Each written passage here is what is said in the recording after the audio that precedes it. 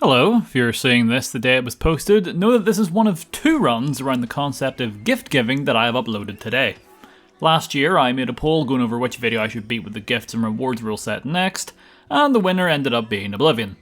The other options were Fable 1 and Skyrim, and I genuinely just wanted to do the runs in both games so badly that I decided I would do a double upload this year as a treat. In other words, I am giving all of you two gifts on my birthday. You may return the favour by subscribing. Anyway, Fable, one of my favourites of all time, and a game I should really make more runs on, seeing as it's been 2 years since the last. The rules for this will of course be the same as they were in all the Bethesda titles. I can only use weapons, armour and items that are given directly to me, either as thanks for a quest or some other such reason. Fable gets a unique stipulation though, in that I decided I would not be using any of the rewards found inside Demon Doors. They would technically be viable as they are gifted to you for passing their trials. I just figured it would make things a tad more interesting if I ignored them. Fortunately, weapons are given to you in the tutorial, so at least I won't have to start scavenging for some as soon as I make it out of the Heroes Guild. Quest items may prove to be a point for concern. I can bypass some with a few tricks I believe, but truly that's up to each individual whether you see picking up required quest items as a fail state or not. I am personally 50-50 on the idea, given that so many people seem to be against it in last year's Oblivion run. Now, with all that out of the way, let's begin. Horrifying sleep paralysis child section is a go, and I tackle this the fastest way that I know how that doesn't require me to lift a finger. Talk to the cheater and agree to keep his secret so he gives us a coin, immediately rat him out to his wife for 1 good boy point with dad for a second gold piece, and then finally guard the warehouse by, and I quote, standing there like a lemon. We can then take our 3 gold pieces to the trader, exchange them for chocolates, hand them over to Teresa, and watch our hometown get reduced to ash in record time. We book it home to find Dad unceremoniously dead in the dirt before Maze, looking as brain dead as ever thanks to the enhanced graphics, whisks us away to make us into his own personal child soldier. I meet Whisper, who introduces herself by calling us names and explaining how our family and town getting decimated is inconvenient for her as she will now need to share a room, before then finally meeting up with the Guildmaster where we are gifted our first weapon, the stick. Alright, yeah, I technically have to throw a few punches first, but it's the tutorial, shush. The stick is rather effective at murdering the sentient training dummy along with the beetles in the woods area, and the rest of the game if past experiences have taught me anything. Small time skip and we are given some new clothes, an iron longsword, a bow, and Sith powers. I also go through with the exam so I can get the iron katana and crossbow as well as the will potion and resurrection vial. Can't see me getting much use out of the lightning, but the katana and bow are decent upgrades. Hell, the katana may be the only melee weapon I see for some time, but more on that later. Final test is just demonstrating you know how to press the X button in a multitude of ways before being sent out into the world to be a goody two-shoes or commit crimes. Also, gotta love that when you go through your graduation ceremony, you can see the mural on the wall depicting Mia's working with Jack of Blades. Whoops. I'm wearing the villager clothes in the next cutscene, so I suppose I was gifted them in between the scenes. Armour is going to be few and far between, so this very well could be my fit for the rest of the video. I level up for the first time and increase my toughness and accuracy for more damage resistance and range damage respectively. Finally, after doing so, I am free to leave, but not before the Guildmaster gives me a pack with some basic, albeit very helpful supplies. This includes 2 resurrection vials, a lamp, 2 health potions, a will potion, and last but certainly not least, an apple pie, no doubt baked with love. Okay, now we can begin the game proper, and what better way to do so than by beating up more nearly defenseless insects. Remember, bees are our friends. Wasps are nature's bastards and should be eradicated. The katana quickly cuts a path through the small ones with no issue, and then once the queen appears, I just whip out the crossbow and begin circling her while laying on the damage for an easy and decisive win. Let's not pretend like that was impressive, it was the very first fight outside the tutorial, so my weapons are more than enough. I whack the bully on the way to Barstone for more good points, where I am then berated by Maze to get better gear. Not gonna happen I'm afraid, and for the first time in, honestly, years, I don't start gambling like a madman for cash, but rather just return to the guild to get some speed levels, and then pick up the quest card to defend Orchard Farm. Speed's a good stat to start with in my opinion, seeing as it benefits both melee and ranged weapons, means I'm not effectively wasting XP until I figure out what build I'm going for. Not much on the path to the farm, mostly wasps which at no point posed a threat, followed by like 2 or 3 bandits. Mia's may have said my gear was lacking, but it's still able to pull its weight for the time being. This goes for the defense of the farm as well. Makes sense, it's just more bandits, they only charge you in groups of 3, so even without my guard allies, this would be a piece of cake. The crossbow is the main damage dealer, nearly being able to take them out with a single bolt. That said, the katana is able to clean up whatever manages to survive. The fight with Whisper is, well, a fight with Whisper. The training dummies back at the guild put up more of a fight. The XP she so happily imparts on me is enough to get 1 level in each of the strength attributes, followed by yet another increase to speed, before setting off for Darkwood for the trader escort. More bandits on the journey there, mainly those at the makeshift toll booth. I take the fight to them, once more the crossbow proving to be the MVP, despite the increases to my strength. Always forget you can just take out the leader here to cause the rest to scatter. Granted, I still hunt them down. The XP is very important after all. Into the woods, and again, I am being just the nicest guy you can imagine, so I agree to take the half-eaten trader along for the ride. Like I've said before, if for nothing else, it's another person for the hordes of bandits to attack that isn't me. We naturally have our first run-in with a Balverine as well, first enemy so far where our damage output is not great. Granted, that's to be expected. Without a silver augment, or just a weapon with a high base damage, they are going to resist most of what we throw at them. On the bright side, this is the only one I need to fight in these woods. Well, actually, I probably could have ran past it and went straight for the next area. The joy of the game being split up into multiple loading zones is that you don't really need to contend with most enemies if you don't want to. Not important, but I get what may be my one and only use out of the lightning spell this entire run to destroy all of these explosive bulb things. After fighting through the bandits and taking a brief rest at the trader camp that is somehow not overrun by said bandits, we can push on to the last real encounter, that being the Earth Troll. 2 of the traders got lost along the way. Goodness knows what happened, I'm sure they're fine though. Worst part about the fight with the troll is that I was determined to just beat him the slow but safe way, where you get him in the loop of doing his slam move by attacking, rolling away, and then rolling back in. Messed it up though and ended up getting thwacked hard enough that I had to pop one of my 3 resurrection vials. Not ideal to waste one this early on, but I'm not about to load back just to fix my own blunder. Once I'm done dying, I finish off the troll and take the sole survivor to the camp at Barrow Fields to complete the quest, where I am then given both money and XP as per usual.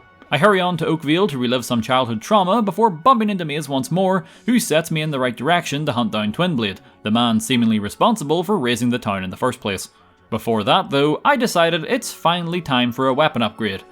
And a very substantial one at that. So, as mentioned, I have been just the kindest soul up until this moment, committing no evil deeds whatsoever, and just helping where needed. Well, there was a reason for that. I am planning to get Skorm's bow. What is Skorm's bow? Well, for those of you who are unaware, it is the only legendary bow in the entirety of the Fable series, and it just so happens to be one of, if not the strongest weapon to boot. This is due to it not having a limit on the amount of damage the bow can do while you're charging it, meaning it can theoretically just keep increasing in power. To get the weapon, you need to make a perfect sacrifice at the Chapel of Skorm, which is easier said than done when you consider nothing in the game tells you exactly how to do that. If you want the bow as soon as possible, do as follows. Be good. The nicer a person you are, the more these sacrifices will mean to Skorm. Bring a mercenary of some description. They are considered more worthy sacrifices compared to your average villager. Some people say bringing your spouse also works, but that costs money in a wedding ring, and I can't be bothered. Do the sacrifice on a Saturday. Easiest way to figure out the day is in the stats menu. Day 6 is a Saturday, so every 7 from that point will be fine, so like 13, 20, 27, etc. And finally, make the sacrifice as close to midnight as possible, but not after, as that will be Sunday. So 11:59 PM is the best you can hope for. Anything after will drastically reduce the evil points that you get. It sounds complex, but really it's just trial and error once you know these things. Plus, to be honest, I'm pretty sure I got the bow once with almost none of these stipulations. This is just simply the best way to maximize your chances. By following all of these steps, I was able to get the bow in just 2 attempts. First time, I didn't wait long enough before starting the dialogue with this upstanding gentleman. That's another important tidbit of info. Time is still passing when you're in this conversation, so you can't just start it right before the clock strikes midnight, as you'll miss your window. Regardless, I'm about 2 hours into the game, and now have access to the best ranged weapon ever. You aren't making this much of a challenge. Won't lie, this is one of the reasons I did the double upload for today. Figured I'd be getting this, and as a result it may trivialise a lot of the run going forward. Although, judging by the video length, it did not hinder how much I like to fucking yap. To demonstrate my newfound power, here is me taking part in the hob killing contest with Whisper. I can one-shot most of them, bar the beefy ones with the axes. Keep in mind, this is with only a single point in accuracy, so you can imagine what this will be like when we start to properly invest in it. For some reason, I took my winnings and began gambling with them. No real reason for that other than maybe some sort of undiagnosed addiction, but I digress. Not that it matters, I can't purchase any weapons, armor, or potions. About all I can use it for is renting out a bed at the nearest inn for a quick heal, I guess. Off to the bandit camp for some much-deserved revengeance, but first, the single stealth section in the series. As it stands, if there is no one alive to see you, that also counts as a successful infiltration mission. This method will only work if you one-shot the bandits, which, thanks to Scorm's bow and headshots, is easily achieved. Past the gate, and this might just be in contention with the graveyard for the zone with the single most amount of fodder on screen at once. Archery is my best friend, and it continues to be the optimal way to play, even without supplementing it with magic. I switched back to my melee briefly, because it may have felt left out, but this resulted in me losing another revive. I can take the hint, thank you. The bandit crossbowmen go down in one shot, whereas some of the others take a few before stopping in their tracks. Again, given the unique property of the bow having no damage cap, they could all have been one-shots if I was patient enough. After this, we are at the entrance to the first part of the camp. Normally, you're supposed to search the area we just ran through to get the bandit outfit, as modelling it for the guard gains you access. Of course, given the rules, I don't want to do that unless absolutely necessary. There is a trick to get past, but it involves the summon, Assassin's Rush, and sometimes the Force Push spell. If you watched my level 1 run, you may be familiar with this clip where one of my characters zipped under the Chamber of Fate by locking onto his summon. Well, by using that same exploit near the gate, we can bypass having to grab the bandit outfit. While it does use magic that was technically never given to us, it feels like the lesser of two evils when it comes to this or just looting a bunch of treasure chests. Other than the icon for the bandit gear not disappearing from underneath the map, nothing else about the quest seems to be affected, luckily. I do kill all the bandits though, just for the XP. Not sure if it's worth it, but oh well. Getting the pass is as simple as having object permanence and beating the memory game. Once you do, the game master will hand it over. Next area, and I can't grab the key for the cage, nor do I wish to pay off the edgy assassins for a distraction. Meaning, once again, a bandit purge is in order. Taking out all the ones minding their own business results in reinforcements coming in from Twinblade's area, so once I get past them, I can walk in through the now open gate. Twinblade may have some of the most telegraphed attacks out of any boss, ever. Regardless of levels or equipment, you don't die here. You simply don't. With the damage we can deal from charging the bow the entire time he is lumbering around, I only need to wait for like 3 openings before he is on his knees and begging for the sweet release. Finish it quick then. I'd do the same for you.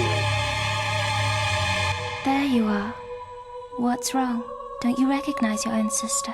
Well, I might if you gave me more than 2 seconds to look at you. After explaining where she's been, she blasts me with the Mountain Dew flavoured experience and leaves Twinblade's fate up to me. Good, evil, or something in between, I'm not really thinking about it this playthrough, more so just what I think would be the most fun outcome. In other words, yes, I snuffed him out. I had the foresight of 20 plus previous characters to take a moment to snipe each member of his inner circle so they wouldn't close the mosh pit in and around me. Nothing changes in his final phase other than the lack of fitting music, I suppose. With the favour returned to the bandits, I head back to the guild and turn their souls into more levels of health, toughness and accuracy. With only 1 vial left to my name, survival just got a tad more important, I think. It's off to Witchwood to locate the archaeologist now, and that is just such an easy task that I don't know what to say. Perhaps not helping matters is that I just cheesed out the rock troll like his earthly brother before him, and purposely got the spelling puzzle right on my first go so I didn't even have to fight the 2 Balverines. Meeting up with the man, he drops some info about the main antagonist who we have yet to see despite being around the halfway point of the base game. He then mentions his book that we can read, and I thought I needed to grab it, but as it turns out, you don't, so all is right with the world. Right, next up is the White Balverine, the first tricky boss, if only for the fact he sicks the whole pack on you during the encounter. I want as much protection for this as physically possible, so I think it is finally time to go and get a new piece of armour. Rushing back to Oakvale, we can see this woman who mentions her husband was a trader lost at sea, but upon running to the other side of the beach, we can find the ghost of the man where he reveals the truth with the subtlety of a sledgehammer. She thinks I was but a simple fisherman and still be somewhere lost at sea. It may shock you to learn, dear friend, that I had a small side business in piracy. No, really? What we are supposed to do is dig up his buried booty and hand it over to his wife, which will then set his spirit to rest. Can't be doing that, so fun fact, there is an evil outcome to this mini quest, and it simply involves either just attacking or outright killing his widow. The reason I am resolving this matter is it will then open the chicken kicking competition back where the ghost was. By very simply kicking the chickens into the highest point zones, we can be gifted the grand prize of the illustrious chicken hat. I may look ridiculous, but that plus 12 armor rating might just well save my life. Right, off to confront that Balverine. To get its attention, we have to kill some of its lesser spawn harassing the villagers outside of Knothole Glade. Skorm's bow can easily bypass their normal resistances and get us straight to the main event. First phase of the fight, if you could even call it that, is you have to land a certain amount of hits on the White Balverine 3 separate times across the village until it retreats back to the lake. During this, we are handed a silver augment which will inflict bonus damage on Balverines and the undead. Problem is, we have no weapons with available augment slots, so this may as well be a paperweight. Tracking the beast down, and it's vital that I try and stay out of its swiping range, as I would really like to carry that last resurrection vial into the arena, as the double troll fights are nothing short of miserable without magic. By using the free aim with the bow, I can charge up a strong shot and hit the White Balverine before it can see me. As he stops the fight repeatedly after hitting certain health thresholds to call in reinforcements, I don't believe there's any way to effectively one-shot him. So even if I was crazy enough to keep the bow charging for like over an hour, it would still cap out the damage for his scripted howling sequence. I tried my best to ignore the reinforcements and just back away down the path while readying my shots. I took more damage than I would have liked, so I popped one of those health potions the Guildmaster gave me after my graduation. I'd rather that over the extra life. The saving grace is that this boss variant does not do the move where it jumps into the trees, so at the very least I can't lose sight of him during the scuffle. Once I'm in a more open area, it's not long before the fight is won and I can pick off the stragglers. This bow, man, I'm telling you, it plays the game for you until the latter parts of the main quest. Alrighty, arena time now, and much like the prior quest, I want to be as prepared as possible. In this case, that means a new melee weapon. Best bet is the Sentinus from the Temple of Avo. It's a big two-handed club and basically the good guy equivalent of Skorm's bow. As you may imagine, that means to have the best chance of obtaining it, I need to do the exact opposite of what we did at the Chapel of Skorm, so be evil and donate as close to 12 noon as possible. I am pretty sure the day matters as well, but we've got a good chunk of change, meaning so long as I'm evil enough, if I just give away all of my gold, I will all but be guaranteed the club. The fastest way to become the devil is the simplest. Head to Oakvale and just start reenacting the game's opening. Oakvale works best as your weapons are taken from you in Barstone, and no one wants to try fist fighting all of them guards. I completed the Traitor Massacre quest as well, and even picked the evil option at the end, but it barely did a thing. Besides, there's no reason to return to Oakvale until the Lost Chapters segment, so I don't need to worry about the insane bounty that I now have. Seeing all the empty properties after the fact is tickling the part of my brain that always goes full landlord in Fable 2. Takes all of my willpower to not just buy out the town right now. Returning to the temple, and as predicted, dropping fat stacks as the literal Antichrist is enough to grant us the Sentinus. Wouldn't you know it, it comes with a silver augment. If I'd remembered that, I would have done this before the White Balverine fight. Ah well, I can put to some use in the ones we're about to go toe-to-toe with in the arena. We need to wait a moment as someone else is going first, but we aren't left hanging long before good old Roth informs us of the situation. Right, people. It seems Chameleon only made it through 3 rounds before dying like a chicken. That means we're up to bat next. After all, the chicken chaser must follow the chicken. Now for 8 rounds of pure combat. It's fun from a gameplay standpoint. Admittedly, I always have a soft spot for arena-type quests and games, but somewhat unremarkable from a commentary position for most rounds, especially the earlier ones. Like, I don't think I need to tell you all that the Sentinus and Skorm's bow cleaned house against the Wasps and Hobbs, right?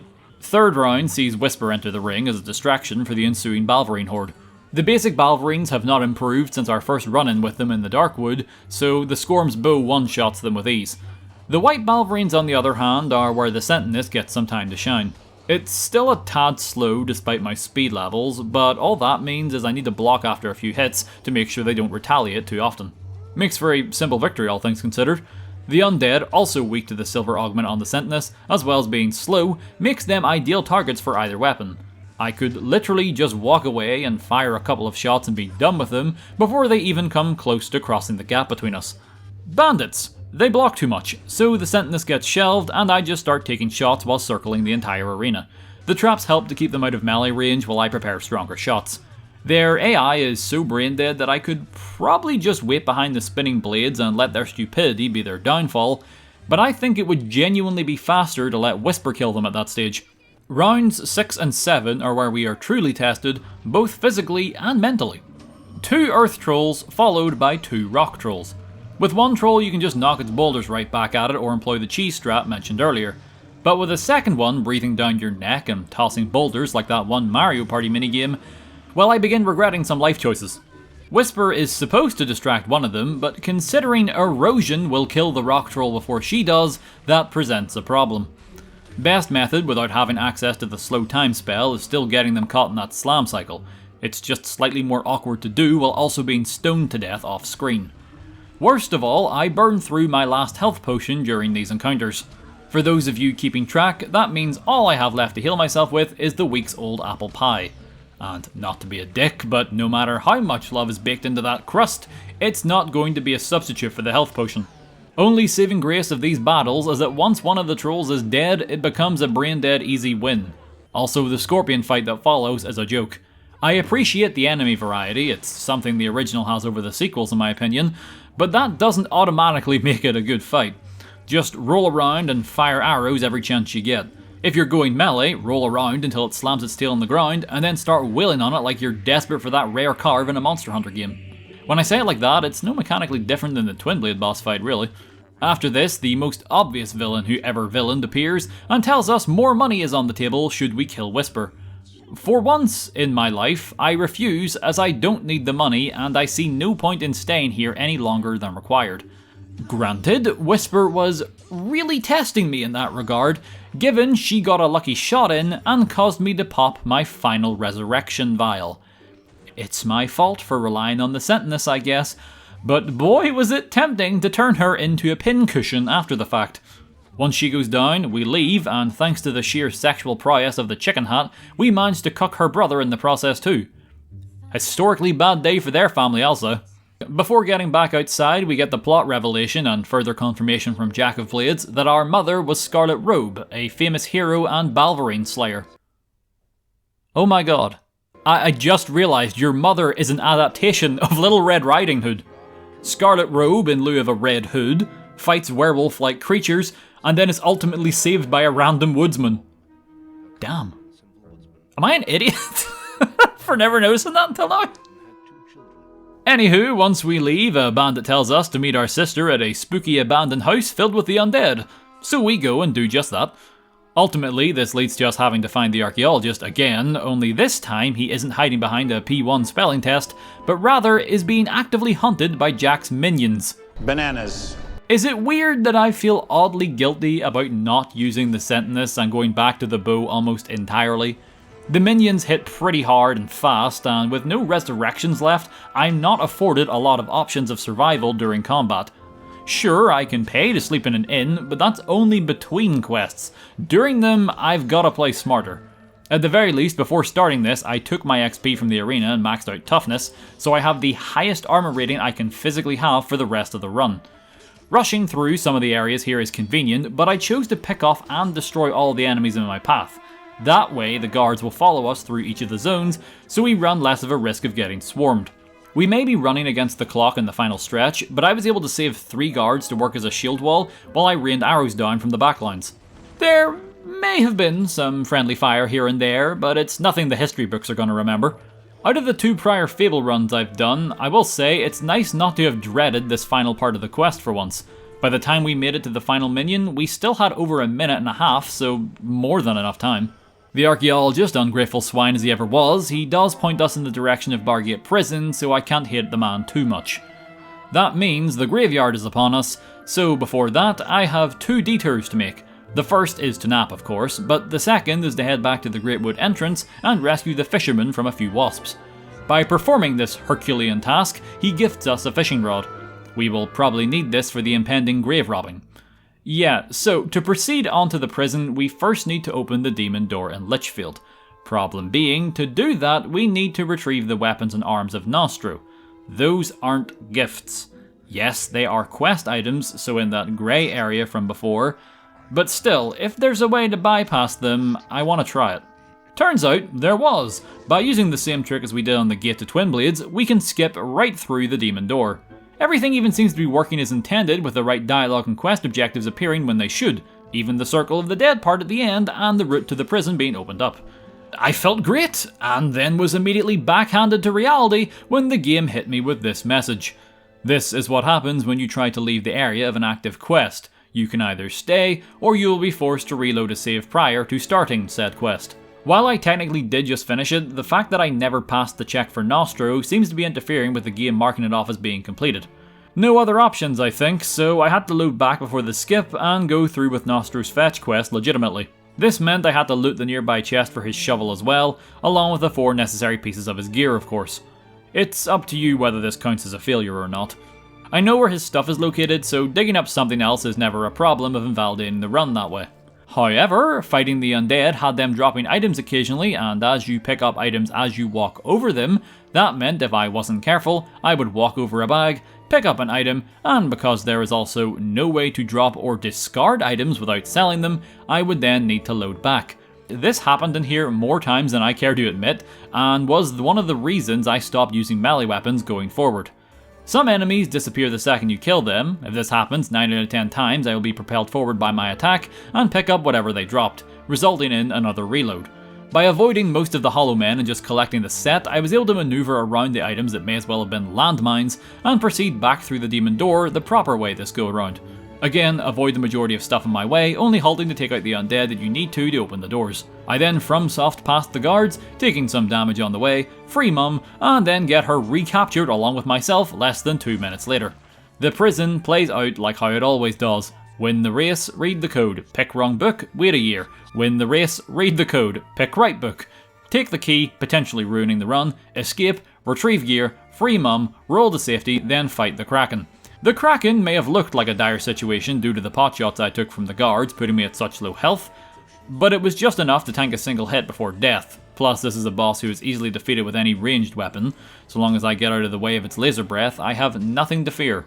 Mother gifts me the same green glowing present that Teresa did after Twinblade, this time allowing me to max out my health. Not more defense, just hit points. Probably won't mean a lot in the grand scheme of things, but every little helps. Right, next up, in order to reach Hook Coast, we need to reactivate the teleporter back in the forest we totally did not sacrifice those traders in. This is as simple as killing a bunch of undead near the thing in a set amount of time to fill up a meter. The stronger the undead, the more the meter fills. I also made sure to stand on the teleporter so that none of them could crawl out beneath me and bite off my toes. Reaching the Winter Wonderland, we make about 5 seconds of progress before being halted by a magical barrier. We need Mother's help to deactivate it, so it's back to the guild. For what it's worth, yes, I did see if glitching through it would sequence break, but it did nothing. Upon our return, Scarlet is kidnapped again, so the writers don't have to worry about making her an actual character. Fortunately, the Guildmaster can read the Book of Satanic Incantations and helps us dispel the barrier. There are also these screamers attacking the town, but they have seemingly 0 defenses and only 400 hit points, so 1 arrow is a ticket straight back to the afterlife. Still, they can literally suck the life force out of you if they get close, so it's good to be cautious. It's all a trap though, as Maze has now betrayed us. Not that we could have seen that coming or anything. Him and Jack then throw some gang signs, I think. Jack pieces out, and then thanks to Teresa, we are free to engage our former... I was gonna say former mentor, but really it was the Guildmaster who taught us everything. Maze just kind of threw us at him and called it a day.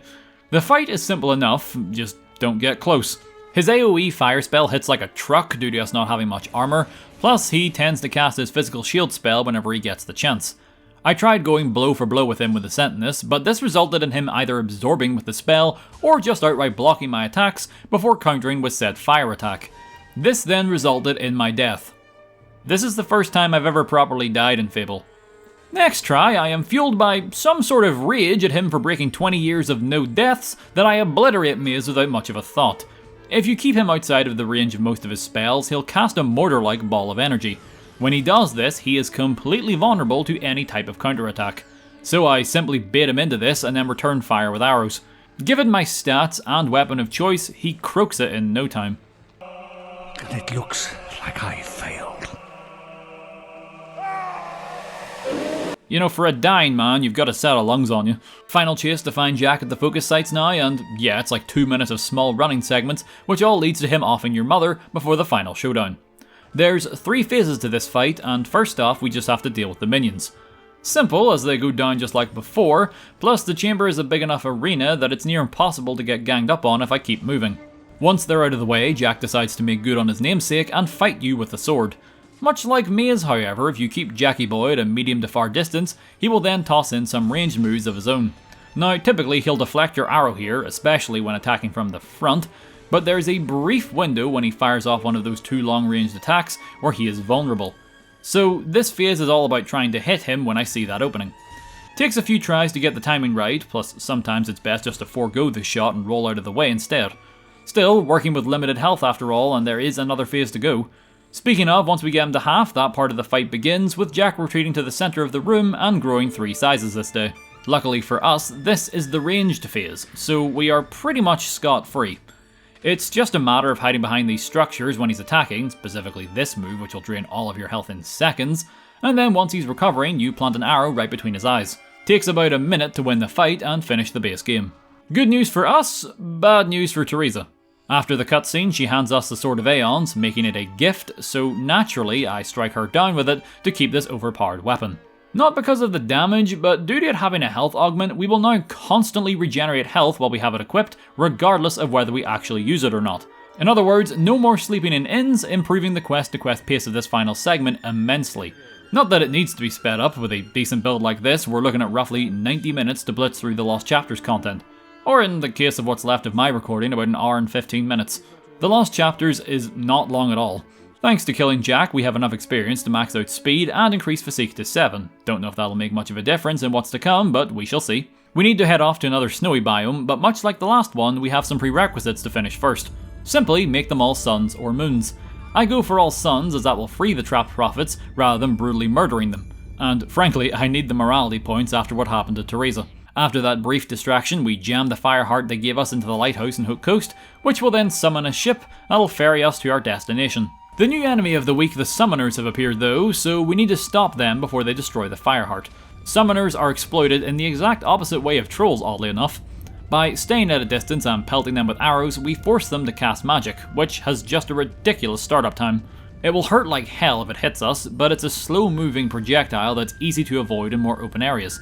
A bunch of Jack's minions pop in too, but you can shut them down Phantom Menace style, as they all explode if you take out the 3 summoners. The boat then appears, and after a few weeks, we arrive at the Northern Wastes. We have a run-in with a frost troll right as we step off the boat, so rejoice, we finally have a reason to use the Sword of Aeons in combat. These ones never hurl rocks, so that makes them infinitely more enjoyable to fight. Sure, they have their ground ice spikes, but that's nowhere near as much of a pain to deal with. With the troll dead, we hurry on to the town to meet our ancestor Scythe, who explains to proceed we'll need to learn the YMCA from the necropolis in order to confer with the oracles. Completely makes sense to me, so we head for the second graveyard of this adventure.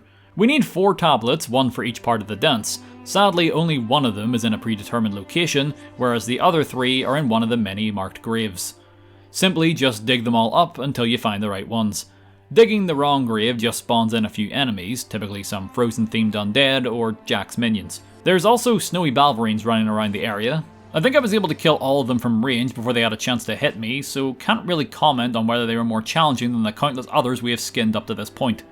Fun fact, there's a demon door here who wishes to be a silver key chest, and as such, he will only open if you give him all of your silver keys permanently. Naturally, I don't have any, so I agreed to hand them over, and to my surprise, got this unique interaction. How in Scorn's name did you make it all this way without a single silver key? Well, a deal is a deal. But why do I always have to meet the freaks? After dealing with the final couple of summoners, I grab the last letter, get the info from the Oracle, and now it's on to the fun part, hunting down the 3 necessary hero souls to open the Bronze Gate. The first one is an arena champion. That's Thunder. I'm not even going to entertain the idea of rushing back to the arena and fighting more waves of Jack's minions and other creatures. If memory serves, I'll have to fight a rock troll if I do that, and I would much rather do anything else. Besides, Thunder may have a shield, but he is easily bested by continually circling him and shooting him in the back. This works both after his spin move and his slow as hell lightning spell. Next up, Heroine's Soul, not from a hero that's been shooting up, but rather a female one. Briar is the obvious candidate, what with her standing right here, but I opt to go back to Oakvale and instead reap my mother's soul. It's fine, she's literally asking for it. You don't have to battle her for it, rather just contend with a horde of screamers. Another job for the Sword of Aeons, I thought. Very wrong I was. Getting too close led to them sapping my life force in seconds. Really should have seen that coming, to be fair. Like most things in this run, switching off to the bow proved to be the better and safer play. Who could have guessed? Takes just over a minute of ghost busting to force Scarlet's soul into the mask, allowing us to push on to the penultimate task, collecting the old soul. Both options here are remarkably simple. But I figured I have never shown off the Nostro fight, so I'll tackle that today. He's waiting for us at the Circle of the Dead, and his fight has a gimmick, albeit not a confusing or difficult one. Nostro will be in a ghost-like form for most of the fight, and you won't be able to hit him. By killing any of the nearby undead, he will become solid once again, making him vulnerable. It's just a back and forth of shoot and kill one random undead, and then hit Nostro and rinse and repeat. I think the more you kill at once, the longer he's able to be damaged, but this worked just as well. Given the lack of any sort of speed on the undead, it should be of no surprise to any of you that he never even came close to winning this fight. Alright, this is it, Dragon Jack time. With no healing supplies or resurrections, I'm sure everything will be just fine.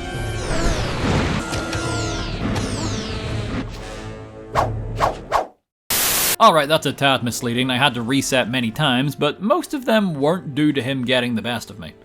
No, rather it was his minions dropping vials that kept tripping me up, as when you're trying to avoid the dragon, typically your eyes aren't too focused on where you're walking, and as such, I kept accidentally picking things up.